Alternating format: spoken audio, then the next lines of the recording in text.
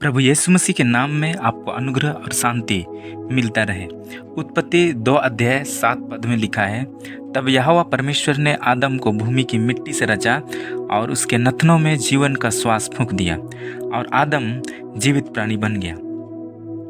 इस वचन के आधार पर हम जान सकते हैं कि मनुष्य के जीवन में 3 भाग हैं, शरीर, प्राण और आत्मा। शरीर भूमि की मिट्टी से रचा गया है और प्राण तथा आत्मा हमें परमेश्वर से मिले हैं। शरीर के द्वारा हम संसार को जान सकते हैं, संसार के लोगों के साथ कम्युनिकेट कर सकते हैं। प्राण के द्वारा हम खुद को जान सकते हैं और आत्मा के द्वारा हम परमेश्वर को जान सकते हैं। जब इजरायली मिस्र देश से कनान देश की सफर में थे तो परमेश्वर ने मूसा को तंबू बनाने को कहा। तंबू का पूरा नमूना परमेश्वर के द्वारा बताया गया था। वो तंबू हमारे जीवन को दर्शाता है। तंबू की जरूरत तब पड़ती है जब हम सफर में होते हैं। एक विशेष स्थान में परमानेंटली हम रुकते नहीं हैं। हम भी आत्मिक रूप से कनान देश के सफर में निकले हैं। हम इस धरती में सदा के लिए नहीं रहेंगे। पौलुस अपनी पत्री में कहा कि हमारा देह तंबू के समान है। जिस प्रकार हमारे जीवन के 3 भाग हैं, मूसा को दिए गए मॉडल में भी तंबू के 3 भाग थे, बाहरी आंगन, पवित्र स्थान और महापवित्र स्थान। बाहरी आंगन हमारे शरीर को दर्शाता है, जहां याजक साधारण लोगों के साथ वार्तालाप करते थे। यह वो जगह है जहां याजक लोगों की समस्याओं को सुनते थे और परमेश्वर के संदेश को उन तक पहुंचाते थे। बाहरी आंगन साधारण स्थान था जहां कोई भी आ सकता था। हम भी इस धरती में शरीर के माध्यम से लोगों से कम्युनिकेट करते हैं। अगला भाग पवित्र स्थान है। यह प्राण को दर्शाता है। यहाँ सब आ नहीं सकते थे। यह आराधना का स्थान था जहां परमेश्वर के द्वारा चुने हुए याजक ही प्रवेश कर सकते थे।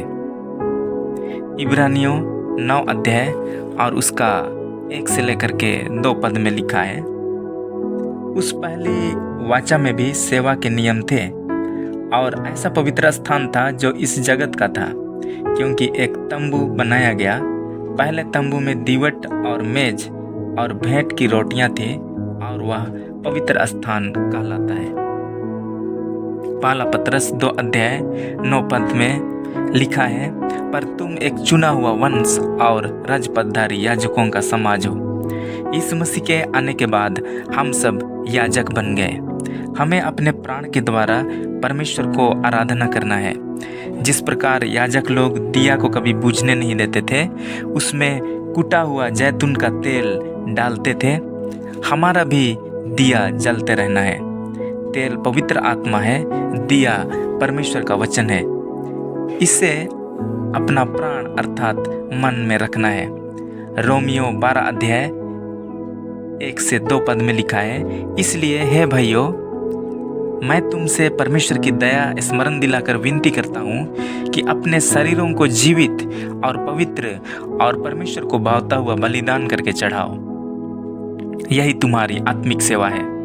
इस संसार के सदृश से न बनो, परंतु तुम्हारे मन के नए हो जाने से तुम्हारा चाल चलन भी बदलता जाए। पवित्र स्थान बलिदान का जगह था, जहां याजक जानवरों का बलिदान करते थे। लेकिन अब यीशु के बलिदान के बाद जानवर के बलिदान की जरूरत नहीं है। अब हमें अपने शरीर को जीवित रूप में बलिदान करना है, अर्थात बुरी अभिलाषाओं को सैक्रिफाइस करना है, बुरी आदतों को सैक्रिफाइस करना है और यीशु के लहू से मन को नया करते जाना है। अंतिम भाग महापवित्र स्थान है, जो आत्मा को दर्शाता है। इब्रानियों 9 अध्याय 3 पद में लिखा है, दूसरा पर्दे के पीछे वह तंबू था जो परम पवित्र स्थान कहलाता है। 4 पद में लिखा है, उसमें सोने की धूपदानी और चारों ओर सोने से मढ़ा हुआ वाचा का संदूक और इसमें मन्ना से भरा हुआ सोने का मर्तबान और हारून की छड़ी जिसमें फूल फल आ गए थे और वाचा की पट्टियां थी। आगे लिखा है 5 पद में, उसके ऊपर दोनों तेजोमय करूब थे जो प्रायश्चित के ढकने पर छाया किए हुए थे। इनका एक एक करके वर्णन करने का भी अवसर नहीं है।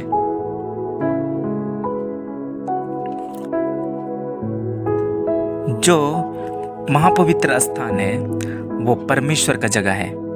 यहाँ साल में एक बार महायाजक प्रवेश करता था। यीशु मसीह कलवारी क्रूस पर बलिदान होकर स्वर्ग के महापवित्र स्थान तक प्रवेश किया, और जिस समय यीशु मसीह अपना प्राण को त्याग दिए उस क्रूस पर,